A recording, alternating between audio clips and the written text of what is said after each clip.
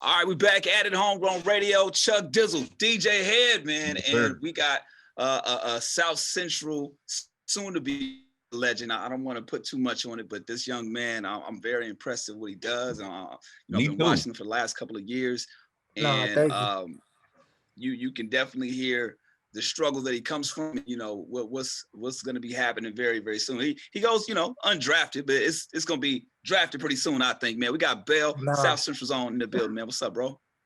What's up, man? I'm on the real. I can't believe it. Listen, man. Hey, it's happening, man. Homegrown Radio, man. What's up with my guys, man? I appreciate y'all. Y'all been holding me down for a minute, man. So it's all love, man. It's a blessing to be on here for real. I remember, I think Salas was the one who put me on you, and he was like, man, you got to check out Bale's music or whatever. And I was so surprised when I heard it because, I don't like nothing. You know what I'm saying? Yeah. And I know I have that reputation, but like I was very impressed by, your skill set, but then also like I could hear like, I don't know, you just got something very unique about your style and the way that you rap. And so I was impressed by it. And I mean, I told you that, but I just want the word. No, thank you. And I remember that day when you came in there, man, it was like unexpected, but you came in there, we chopped it up. You gave me a lot of good game that night, So that was love. That's a blessing. And, Sal's an OG in the game, always show love. He's showing everybody love, So shout out to Big Sal's too, man. Yeah, man. And I remember a few years back, man, the way I ran into you. Man, shout out to the big homie Crondon. Oh yeah, now everybody that don't know legendary Crondon, strong arm steady, you might know him as Marvin Jones the third in the corporate world from Black Lightning, but he's from a legendary LA group as an actor, aka Tobias Well. Exactly from Black Lightning, right? But we've known Crondon for years. You know what I'm saying? He's been to the apartment Homegrown where we kind of kick things off. And over the years that I've known Crondon, he's never told me to check out somebody, right? Yeah. And I was at a show with Willie B and Daylight. They were performing one night, and he pulled me to the side. He said, "Yo, Chuck, man, I don't do this." And he talked about you and talked about your story, and he was like, "Man, be on the lookout for this young man. I'm not asking for no favors, no handouts, but I'm just asking you to take a look at my guy, man. He's got an incredible story." And he gave me a little details about everything. And from there, you was on my radar, and I've been checking ever since. And you've never disappointed, some from the EPs that you dropped, from me seeing you perform at Payday LA, and just being a genuine individual out here in these streets. But talk about your relationship with Crondon first, and then your story, man. Who you are. Obviously, you hail from South Central, but how did you get into the music game, and your struggle and your upbringing? Well, I met Crondon, like 2016. After like a little situation I had, and then a dude by Brandon. You don't have to hold the shit steady, so we're not getting vertigo watching. My bad. And the homie, rest in peace, Brandon Philly. I don't know if you guys know a dude named Brandon Philly, but he just passed away. Yeah, man, crazy accident, man. But Brandon Philly had put me together with Crime. And then, from then, Cron has always been like a older homie in the game, showing me, working with me, introducing me to guys like yourselves. Like he always used to say, like, man, whatever we do, we got to get it to Homegrown Radio first. We got to get you with Chuck and Head first. We got to get it to Homegrown first. Like he was real adamant about me like linking up with y'all. So then when I met y'all, I was like, oh man, like this, it's love. Like it was real genuine. But Cron, a good dude, man. Like a real solid dude. Real like vet OG in the game, I learned a lot from him, especially like the aspect of like not like asking for handouts or not asking for favors, like but really earning your spot in the game, especially on the coast, in the city, because it's a lot of great talent out here and it's a lot of spitters out here, and he never wanted to like use like his influence to be like to force people to kind of like mess with me. He always wanted to be like, nah, nigga, you got to come in here and you got to brush your move and you got to show them that you really belong here. Because I'm only gonna say so much. You feel me? I'm not about to hold your hand and just be like, just because I'm crying down. You're not about to get in off my work, nigga. You got right. I did the work. I'm done. I got the show I'm shooting. You got to worry about your own, bro. Gotta put your own work in around here, homie. Oh God. He basically AWACS me. Like, what you gonna do? So like. you know. So with that, with him instilling that like that mindset in me, it was always like, oh, I got to go out here and prove myself, and I gotta like go out and get it. So that's why when I be rapping, I be sounding so hungry, because it's like, you know, it's now or never. Sometimes that's how I be feeling like every time I step up, it's like either do or die. You feel me? What was your upbringing like as far as like coming up? I mean, in the city, we kind of like you being from South Central, like me and Chuck from Carson. So like being from we from different sides of the city, and I always try to explain to people that are not from here that it's differences in where you grow up in the city. But yo, come up, how has that influenced your music? Because you speak a lot about real shit and real things that are going on. Yeah, I mean, South Central, I mean, y'all from Carson, but we all know what it is, like, you know. So I grew up single parent home. You know, my mom raised us all. I'm the oldest of 5. My dad actually, for real. So she a strong lady, little lady too, crazy lady. Like, y'all meet her, like she ain't taking no mess neither. Like, bro, you 4'11", you gotta chill. Like, but you know, she a strong woman, you know, and then I mean, she a real big part of my life. You feel me? But you know, like I said, like a single parent. My dad actually been in jail my whole life. Like, he got incarcerated when I was like 2 years old. You feel me? For like gang banging in the 90s, gang banging late 80s, early 90s, gang banging. He's like full effect with that shit. So you know, he got caught up early. And I always, you know, I was never like mad at him or nothing. I never felt the way, because I always felt like he really didn't have no guidance. You feel me? He really didn't have nobody to show him what to do or how to do it. He was just, you know, learning how as he went. You feel me? Yeah, it's just life. So, you know, that happened. And then, you know, growing up in South Central, you know, I just always try my best to stay out the way, because it's hard. I mean, it's easy to get caught up, man. It's hard to stay out the way. And you know, most of my family, if not all, most of my family, they in the streets, they gang members. You feel me? But they always taught me like, you don't want this life, because you only gonna end up 2 ways. You're only gonna end up dead or in jail. You feel me? They know you rarely beat the streets. You know, you rarely beat the streets. And if you do, you gonna go do some time, and then you gonna get out that motherfucker. Then you got a decision to make. Like, what you gonna do? You either you gonna still play this. You gonna still play this lane, or you gonna change your life. But you done already waste 5-7 years. You know, so I always try to like stay out the way. You know, I was real heavy in sports, real involved in sports. Hence the name Undrafted. I played football. So I always thought I was going to try to go league and stuff. But, you know, sometimes it don't always happen like that. But you spoke on your dad being in jail. You're pretty much your whole life. Do you happen to know, because we had everything with the election go down with Joe Biden and all that. Do you happen to know if your dad was was directly affected by, you know, the crime bill in the 90s and shit like that? Do you happen to have any knowledge on that? Oh, yeah. I mean, Joe Biden signed a 3-strike rule, right? Yeah. Well, no, so I think, no, Joe Biden. Well, yeah, that was part of it. Indirectly. But he was a part of that whole little circle. I know for sure. Like, they all like, I mean, I'm not too familiar with the politics, but I know like that whole little the vice president and Bill Clinton, they was all like a crew.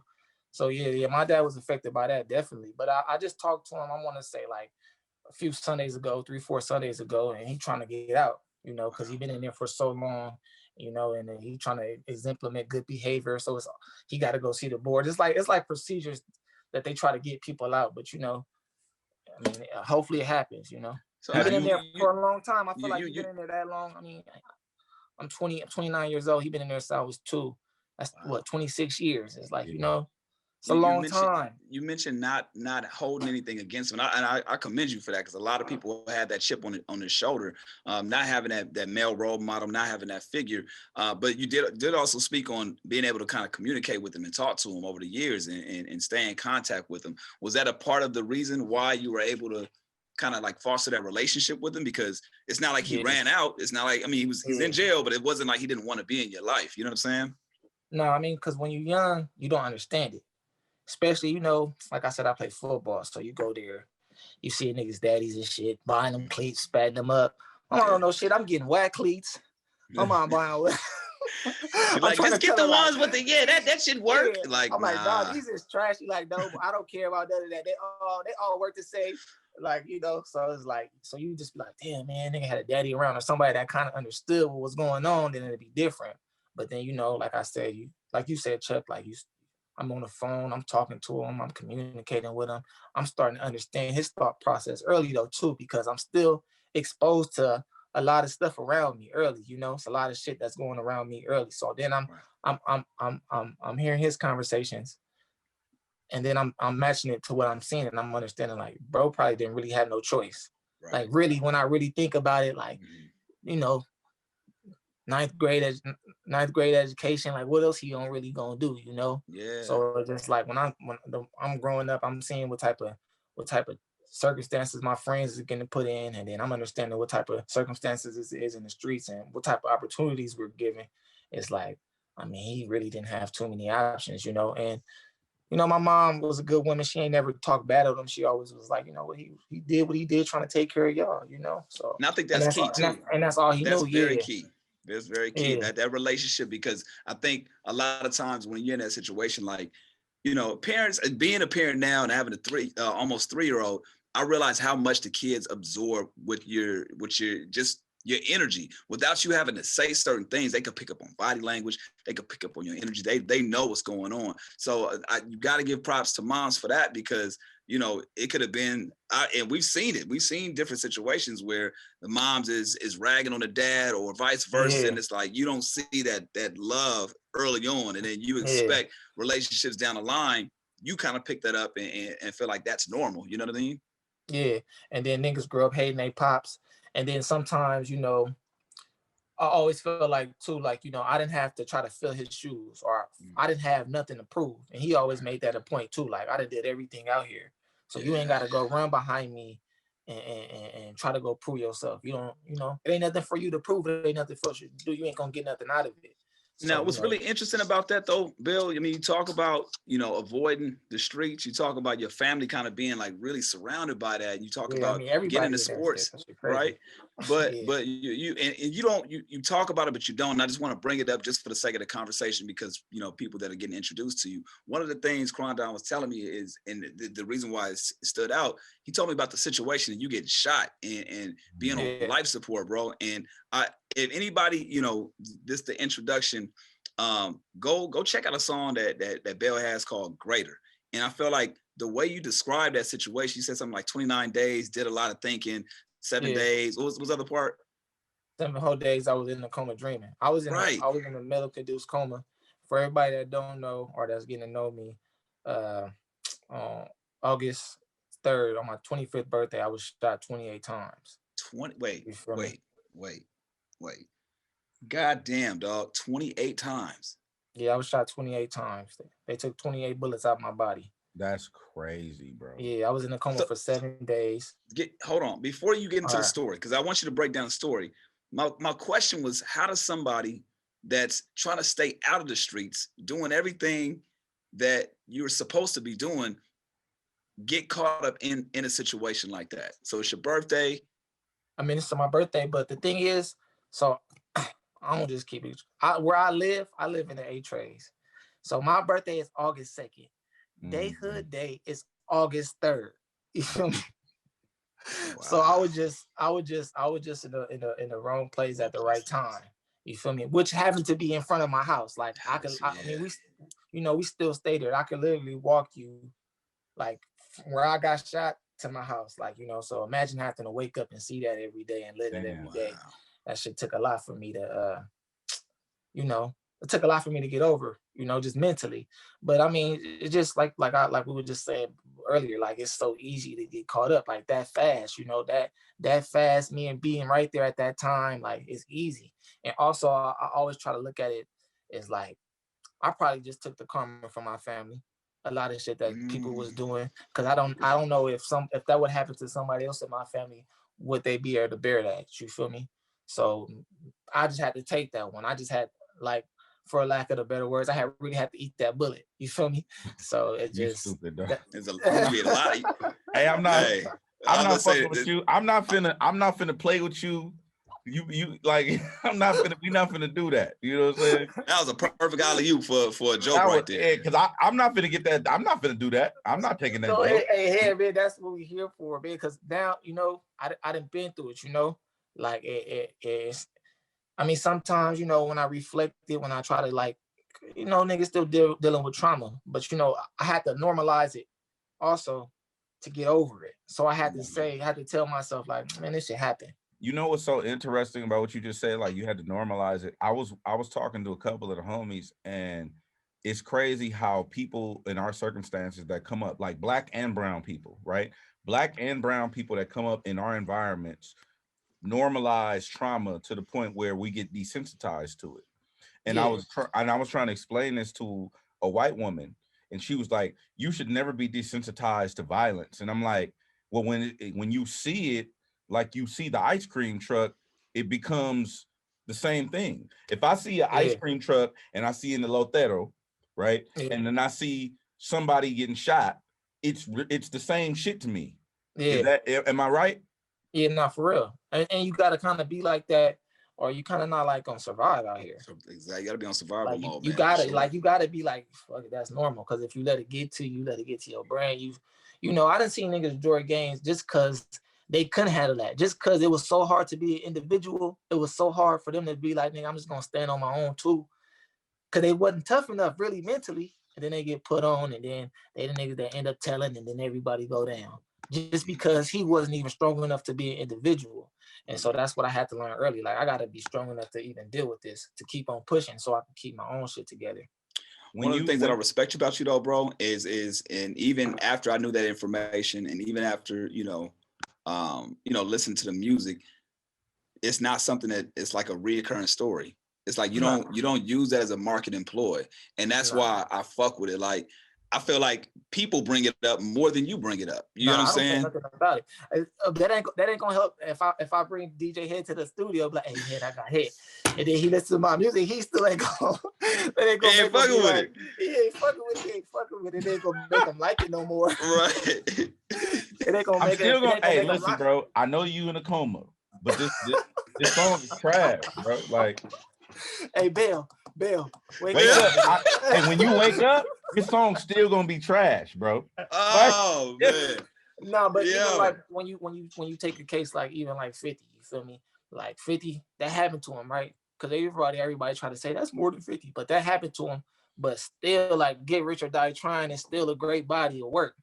It's still like that's still a great album. Like, regardless, I mean, it may have been the ice cream and like been the topping for it or whatever you want to call it, the dessert, but the album is the meat and potatoes. Like, that shit make him even more like, damn. And this nigga got shot. You feel me? And he got shot. It's not like he got shot and he got a good music. It's like he got good music and that happened to him. So that's how I always wanted to be about. You feel me? Can I ask questions just based on ignorance? Because I've never been in that situation, and just for people who probably in my scenario, when you do, like, in the moment, because I've been I was in a car accident, right? And it was a pretty fucked up car accident. But in the moment, I wasn't thinking about this could be it. Like, this could be the end. You know what I'm saying? I was thinking like, oh shit, I got to do Homegrown tonight. Like, I swear to you. No, that's some real shit. Like, on the freeway, while I crawled out onto the freeway and called Chuck and told him, like, hey, I was in the car accident, but I'm gonna try to make it to do Homegrown. And I didn't realize how fucked up I was, to be honest with you. So in that moment, when you're there and you're like, okay, I'm being shot at, okay, I was hit, okay, I'm bleeding. Like, what are the thought processes in that stage of that? Like, how does that work? For me, because I had a collapsed lung, so I couldn't breathe.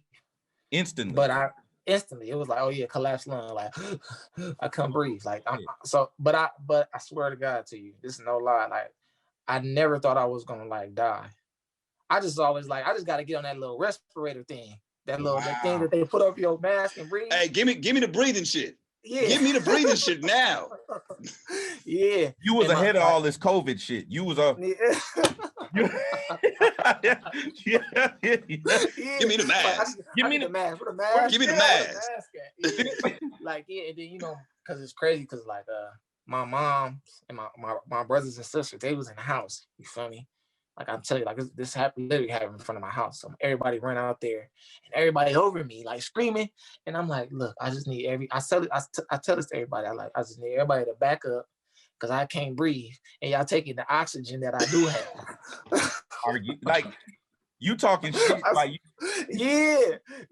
I swear to God, this is the honest to God truth. I'm telling you. Like, if you ask my cousin that was there, Zay, bro, one day we meet him. I'm trying to tell y'all. So I'm just like, just back up, and I just kept telling myself, like, if I could get on this respirator thing, this little breathing machine, I'm gonna be good. And then shit, I woke up 7 days later. And then there I was. But when you were like trying to breathe, right, and you was telling, look, everybody back up, chill out. This is nothing.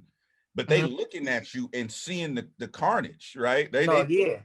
So because the initial report was I got shot in the face 4 times. Because I got shot in the face twice.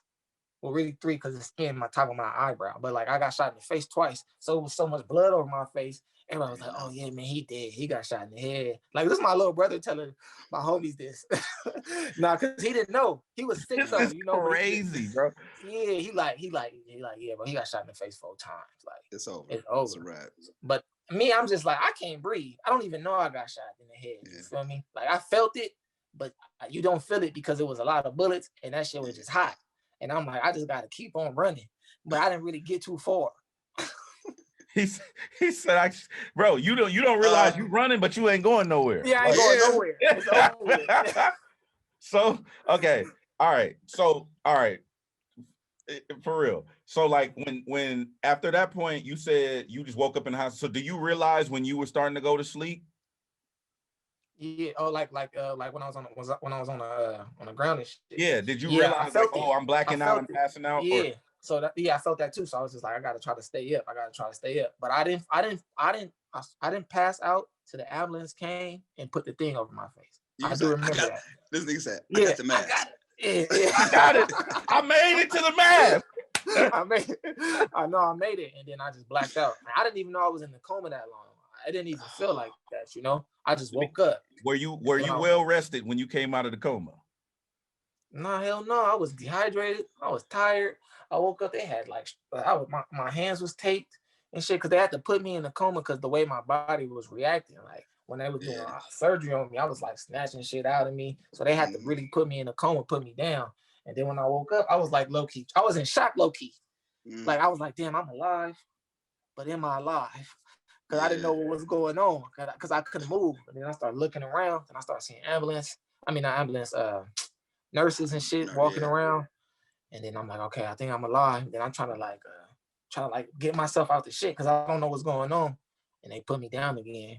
It was just, they gave me some morphine to knock me out. And then when I woke up, my mom and my auntie and my grandma was in there. And the main doctor that did the surgery on me, Dr. Henneke, shout out Dr. Henneke, real good dude. Shout out. He was like, shit, are you ready? Like, are you calm? I see my mom and shit. I'm like, yeah, I'm good. I just felt like I wanted you to tell that experience for people because I think they take it lightly because of how how well you handle the situation. But it's something that is nobody pretty much will ever experience that and live to tell about it. Like, I'm sure your percentages when you say I was shot 28 times, like they just, like you said, your little brother was like, yeah, it's over. No, yeah. I woke up, then like, you know, I woke up, I'm talking to the nurse and shit. He like, yeah, man, I've been working here for like 5 years. People with your injuries, they don't even like make it. Like, I think you only had like a 5% chance of living. He told me that. Wow. The nurse. He's like, you only had like a 5% chance of living. Like, I don't even know how you still here. Wow. Like the papers, I got the papers. Like, look, I just read, like, just looked at them, and it like it looked like somebody got like into a bus crash, like somebody got hit by a bus. Like that's what the shit looked like everything that was wrong with me. So just reading the report is like crazy. All bullshit aside, like just your testimony alone spiritually is enough for multiple lifetimes. No, thank you. And I think just to kind of circle back, when it comes to the music, it's like, oh, I got a story to tell. I have a purpose beyond just music, but you can utilize music as that avenue. And again, whenever I see you perform, anytime I hear the music, I'm like, damn, and I even think I told you, man, you hear the pain, you hear you hear the story, even if you're not directly talking about that. You just hear like, oh man, he's actually going through some shit. And I feel like that testimony is going to help a lot of people out. The more success that you get, or even if it's not even a success, the more people that hear you and hear that story, it can help out a lot of people, bro. So that's thank dope. you. At first I was kind of didn't want to tell it too, not only because I was doing music and shit, and I didn't want to feel, but I didn't want nobody to feel like sympathy for me. Yeah. I didn't want to feel like, oh man, he telling me the story for him to feel bad. Yeah. It wasn't until recently somebody told me like, nah, you got to tell that shit because it can help somebody. You don't never know what you could do for somebody. So like that happened to me to tell somebody else to probably help somebody else out. Like, I'm just a vessel. I'm gonna tell you some real shit, right? And I've never said this publicly ever. No, never talked about this ever. But my grandmother was a bigot growing up. Like my grandmother didn't really like Mexican people, right? Latino. Yeah. And I'm writing about it in my book. And I went to my mom before I started writing about it in my book that I'm writing currently. And I asked her, am I overstepping for talking about, this type of shit, because it involves other people, and my mom told me the realest shit ever. She said, your story is yours to tell.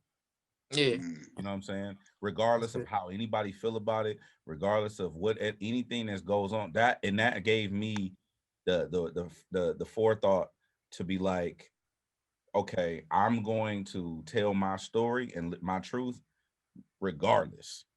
Right? So I want you to have that same thought process as you progress in your career. However it comes out, it could be DJ Head shit on me on my music when he first heard it, or it could be Chuck Dizzle gave me his number and never picked up the phone. Whatever your truth is, that's what it is, and can't nobody take that away from you. Yeah, thank you. No, I appreciate that. Yeah, for sure. Now I do want to get into the music, man. You got a couple of EPs that's out there right now. I mean, take the people through the journey of the music that you have, and I feel like there's a very unique class that you're in right now with a lot of the upcoming artists from LA. You know what I'm saying? Shouts out to TF, shouts out to Drebo.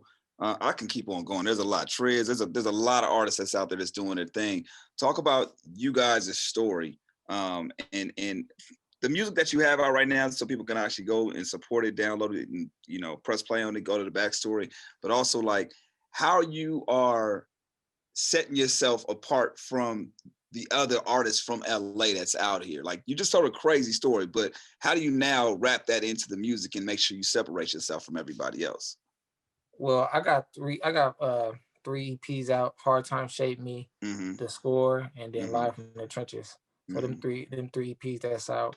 And I mean, consistency and like, trying to get better than the next project, and that's how I'm trying to separate myself. And also low key, I'm also tuning in to like everybody that got shit going on, like, the Nanas of the world. I mean, I fuck with the Griff Tyler, he's super hard, like the Epics, the KD Devons, like all them dudes is hard. So they keep me on my toes, and only way I can stay sharp is if I show them love and tap in too. You feel me? Because like, I mean, we all trying to put on for the city. We are trying to, make the city look good. So I feel like what they say, still sharp and still. So I'm just trying to, make sure every time I step to the plate, like I said, like I'm giving my all every time. Like it ain't no half step, and I'm not slacking. I'm coming correct. When do you think you'll be ready for a full body of work? Because you dropped the EPs. When do you feel like in your head, like, okay, now I'm ready for the world to receive a full album? Yeah, man. I think I'm on the real 92 right now, so I think that's ready. Yeah, I think it's that time, and I feel like I'm confident enough now too to give y'all 12 to 15 songs. Something solid, a good work. And I remember we talked to DJ Head too, not just making boutique music. Not just making. I remember that. Not just making shit that only my people kind of want to hear, or a small group of people want to hear, shit that everybody want to hear, and really making records, not just like raps. So I'm understanding that concept more. That you soak that shit up, bro, because it takes people a lot of trial and error and a lot of years to really absorb. And I just wish we had people around when we was doing our thing to kind of like help guide us and tell us shit that we could be doing. I mean, eventually we had like Julio G's and shit tap in, but for the most part, our journey was on our own. So I love that you taking heed to that and you open to that. But I was gonna ask you about being on the road because I think you was out on the Crash Talk tour. Is that so? Being out on the road and being relatively an unknown artist, but on the road on some shit like that got to be massive. And I would imagine it kind of might. Was it intimidating, or did you feel like you belonged there? No, I feel like I belong there, honestly. Because I mean, we did a Currency show. We did a tour with Currency too. It's not as big, but it was like, I don't know. I feel like that helped me to do the Crash Talk tour. Got you. You feel me? That gave me like a little small preparation because that the ScHoolboy Q tour, them that's a lot of people in there. Like it's a lot of people. It's a lot of people. And like you said, they don't really know you. But I mean, I feel like they could feel you giving me your all. You feel me? I feel like the crowd could feel like when you, like, as a new artist, when you step on the stage, and the crowd could feel like if you got the confidence, or they could feel if you defeated. You know, and they're gonna give you that same energy you give back. If you out there giving your all, you got people that's gonna get lit. And it only take a small little section. And once that section keep going, then the middle section go, then the right section go. And then after the show, you get people like, oh man, you were super dope. You were super dope. Even if it's 10 or even if it's 20 or if it's 100, just the opportunity to do that is a blessing. What's a lesson that you learned while on the road? Like something that maybe you recovered from, like, I don't know if it's something during performing, like, oh yeah, I won't do that shit again. Or I seen somebody else. ScHoolboy Q. Don't smoke with ScHoolboy Q. Bro, Q smoked before the whole show start. And then he go out there and give like 110%. I'd be like, bro, how you do that? Like, what's up with you? He different. Yeah. He will smoke the pre-show. He play oldies and smoke weed the whole before the show. Like, I tried to smoke with him before the show. It wasn't happening. Yeah, they almost fell. You know what you can't do? When the stage is super big, bro, don't jump off of it. Just stay there. Wait a minute. Did you stage dive? Nah, hell no. Oh, hell no. The like the stage, and then it's like the little piece where like in between the barrier with the barricade. Yeah, bro. I try to jump back down there and jump back on stage, and I look like an idiot trying to climb back on stage. He like, hey, help me up. Hey. Oh God. I'm still trying. My song's still on. Bingo. Oh God. Bingo, help me, Bingo. Yeah, Bingo. Like, you can't do that. That's a no-no. Nigga look like an idiot. Like, they be recording the show. I'm on the other side trying to pull myself up. Nigga kind of buzz and shit. Like, bro, I'm never doing that again. Yeah. Nah. Did you ever just stay on stage, bro? Did you ever get into any clowning matches? Because Q got jokes, you know what I'm saying? And I be watching footage of, like, shout out to SMAC, shout out to like a bunch of other people, but I felt like being on the road or being on any type of road with Q, you gotta have tough skin. You gotta have thick skin, bro. Like, you gotta have thick skin. No, they laughing at you for nothing though. They just making up shit to laugh at you about. They laughed at me about jumping down the thing. Like, that's why I never do that again. I was the butt of the joke for like 2 cities. Like, they're like, that nigga can't get up. Yeah, for real. So but I also saw footage of practical jokes being played, and I was just like, bro, we be at the fight. Yeah. No, I didn't get no jokes played on me. I stayed out the way. You don't hop in that lane if you ain't ready for that lane. Right. Niggas be doing crazy shit. Nah, but no, I didn't get no. I've been in the audience. Smack and Q Fade. That's hilarious. Keem is also funny too. Yeah. Keem is hilarious too. So no, it's funny. Them dudes the song. Hilarious. I want to get into some music real quick. The song "Fortunate." Okay. Yeah. That shit is so hard, bro. No, thank you. That shit is so hard. I know you came with the song after the I think it's Like This, but Like This is cool. That's cool.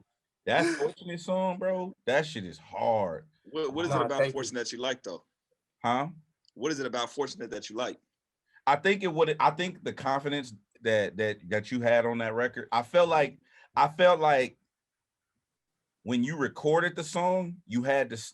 I could feel your energy when you were. I always tell artists this: When you go in the booth to record the song, you might do multiple takes of the same song. So you might do your verse 4 times.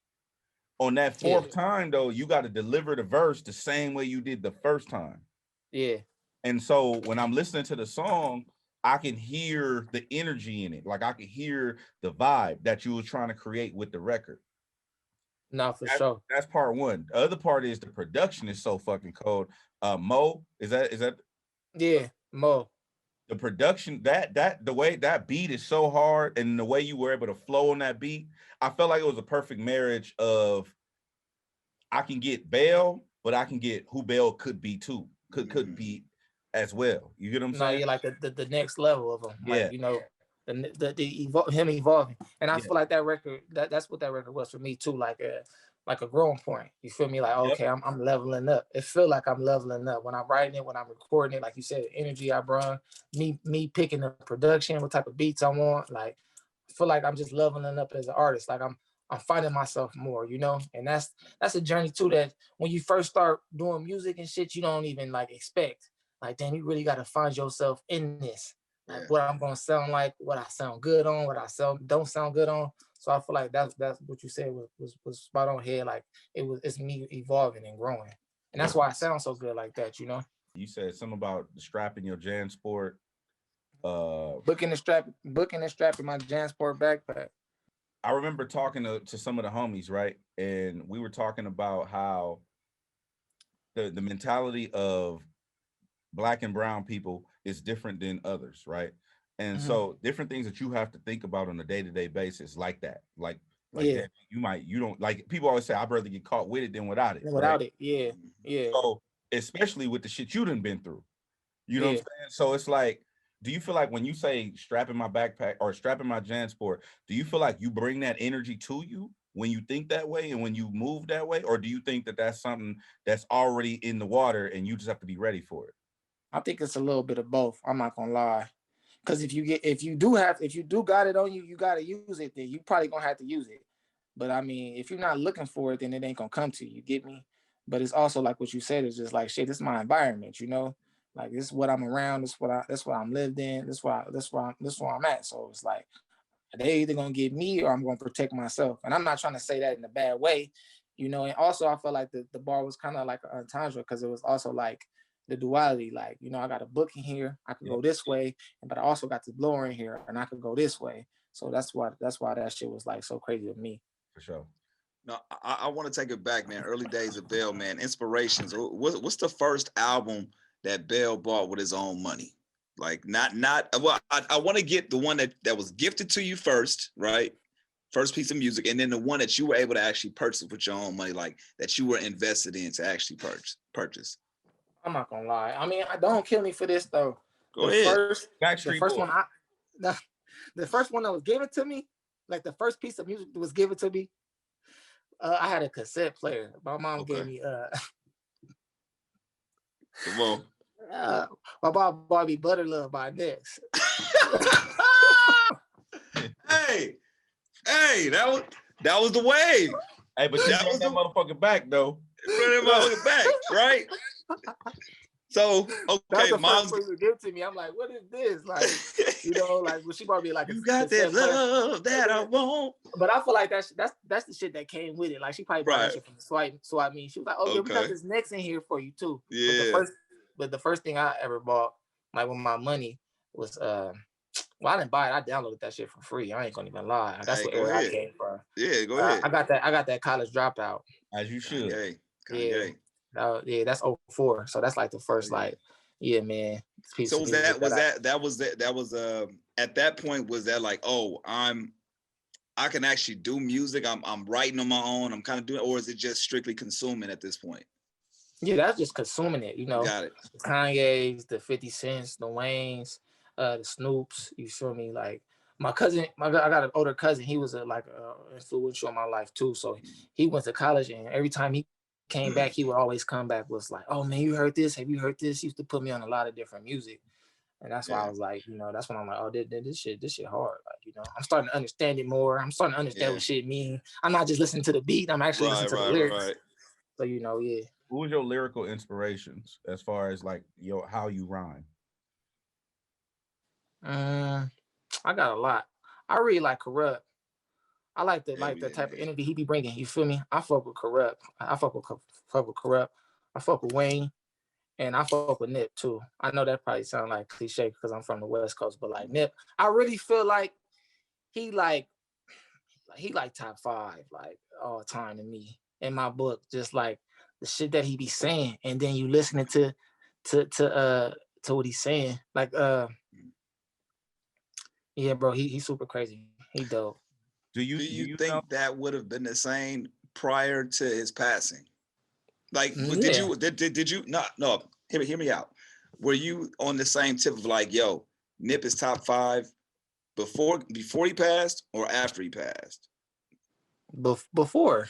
Okay, no, I want you to make that clear. Because I feel like the victory laps is like, I don't know, like I feel like he really like, I don't know, maybe because the coastal thing too, that could probably be a thing too. But it's like, it's a flawless record. Yeah, man. I was sitting on my link and I started thinking, and they ain't gonna make 100,000 in the streets. In like that's some real shit I could really see. Like, man, like damn, you never gonna do that for me. Like being where I'm from, you know. It's like, you know. I noticed that the world kind of was like, damn, when it happened, right? But we from here, so we was already on, right? But how do you feel about the world catching on to somebody because of them passing? Like, do you resent that energy? Do you embrace that energy? Like, how does that work? You know how like if somebody's like, man, I was on Bale from the beginning before Homegrown put him on the air, or how do you feel about that? I mean, that's tough. That is tough. Cause love is love, right? You're supposed to embrace it however you could get it. I'm gonna take it, you know. And I feel like at least he was able to leave something. At least he didn't leave with nobody not knowing him. Yeah. You know, it's unfortunate and sad that it had to happen like that. But at least he left with something, and he left some shit. Like I feel like him passing that changed a lot, man. Just how people thinking, how people living. Especially young artists coming up, you feel me, and what he kind of mean to us, you feel me? So I feel like his energy, he ain't really going to me because I feel like his energy's still around, bro. That shit's still like, it's alive. The only reason why I asked that is because, you know, I remember I was 13 when Pac passed, and I knew who Pac was, but I wasn't really a Pac fan like that until after he passed. I remember the moments. I was a fan enough to know, you know, what had happened and the severity of it, and, you know, be upset, like literally be brought to tears when he passed. But I didn't really dive into the music until after the fact. And then he had so much music that dropped after the fact that you were still able to kind of consume. And I feel like the world embraced Pac a lot more after the fact than they did before, right? Doesn't change the situation. He was still the same Pac, right? But that, unfortunately, in his demise, like, it allowed his music to live on, and people that had no idea, like, bro, at the radio station, I talked to people that were literally, I say, yo, when's your birthday? And they tell me they were born after Pac after he died, right? Yeah. So it's like that. And they own it. They love his music like that. So it's like, damn, had he not passed, unfortunately, a lot of people might not have been put on like that. You know what I'm saying? Yeah, so it's like that weird. That's what I'm saying. Way of kind of thinking of it. It's tough. Like, damn, like, I mean, but Pac was great enough to leave something behind. Absolutely. I mean, that's how I always looking at it. Like, man, at least he left something. At least he just didn't leave it. It's like, oh, it's another one gone. You feel me? He left something.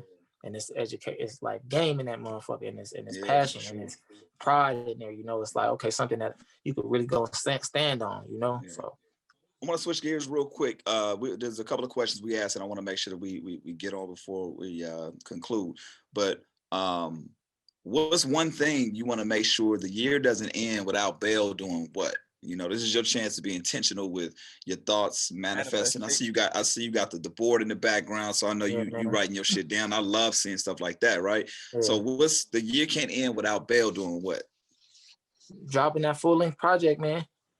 Giving y'all some great music, man. Dropping a great body of work. Like, that's what I'm really shooting for this year, to really do it and making it stand out. And, you know, hopefully it take me, like, y'all fuck with me, and hopefully it elevate not only me, but the quality of of the city and what type of music we putting out. You feel me? Because seeing y'all push the flag like that is like, man, we got to do it for the city. Got to try to elevate it. Sure.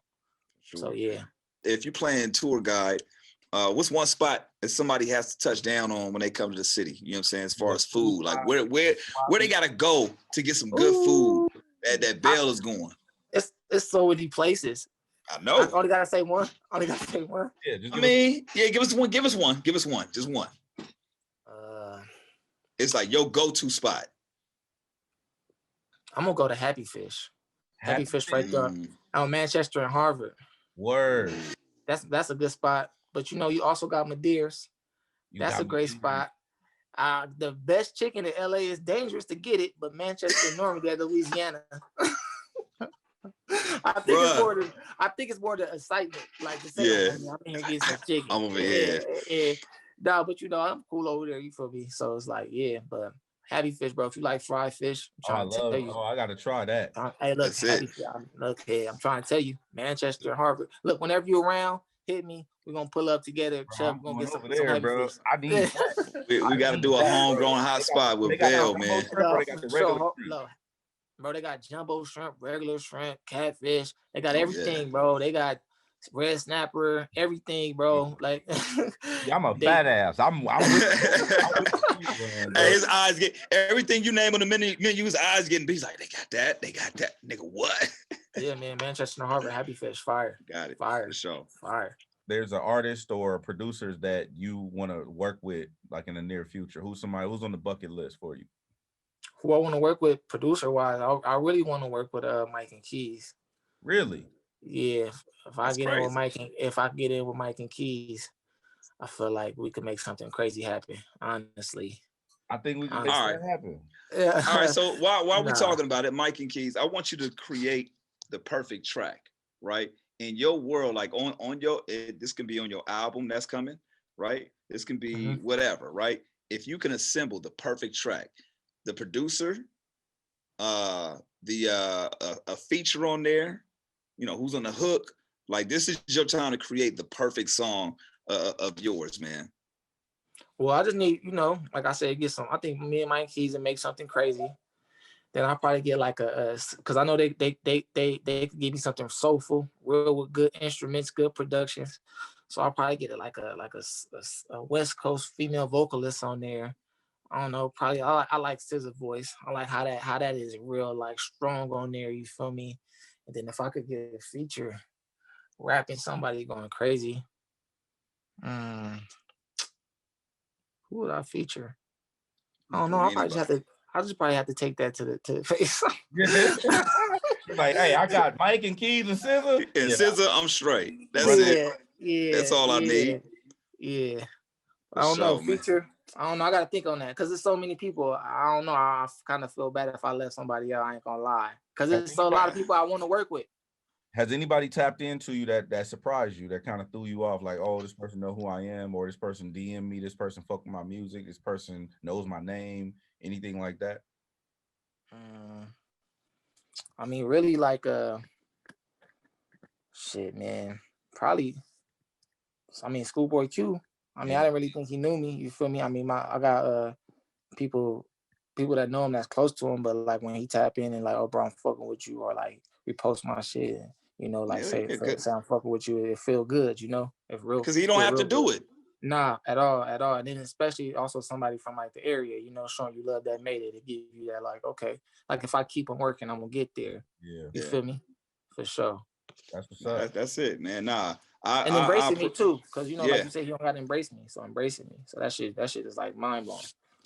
Oh man, I just look forward to everything that you got going on, bro. Like, and that's no bullshit. I've told you on numerous occasions. I'm proud of you. I love the music that you make, and I love how intentional you are about it. And I just think the best is yet to come. So I'm glad we were able to have the chance to do this. Is there anything you? I want to ask stereotypical. Why Bale? Where does that come from? Oh, that's actually my last name, and it's also like it's my last name, but I turned it to an acronym. So my last name is Bell, but Bale is BALE, and it stands for Believe, Achieve, Live, Exceed. Bale. I love that, bro. I never knew that. Yeah, that's what it stands for. That's dope. I never knew that. That's crazy. No, man, you know, just try to be as creative as possible. And like you said, intentional. All this shit is intentional, man. If you don't be moving with a 10 out here, you be out here lost, running in circles. You feel me? If you ain't got no direction, nigga, where you going? Like, just out here walking. Is there anything you wanna tell the people out there that we haven't mentioned that you want to make sure that you mention? It could be shout out, it could be anything, bro. Just anything that we didn't mention that you want to talk about. I mean, just, you know, shout out to everybody. Shout out to everybody that's out there working, and like you said, just go tap into the SCORE live from the trenches. You feel me? Hard Time Shave Me, and you know, like I said, I'm gearing up to have a big 2021, and I kicked it off with 92.3 with Homegrown Radio. You feel me? So that's love, man. That shit, y'all don't even know, man. Like when I got the text from Silas and Head, I'm like, man, this shit crazy. I almost didn't believe it. You feel me? I cannot believe it. This shit is crazy. Yeah, no. So like, you know, like, and then I remember like us having these conversations, Chuck, like after the Payday LAs, like, and after the show, just talking for hours, nigga, like, you know, this gonna happen. I got you. I'm gonna make sure it come together. And then, you know, meeting Head, and then y'all making it come full circle. You feel me? That's big. So what y'all doing for the city and what y'all doing for me is like, I can't thank y'all enough for this, for real. Appreciate Absolutely, man. How can folks follow you? You know, everything is Bale UTL. Twitter, Instagram, Facebook, Bale UTL. Tap in.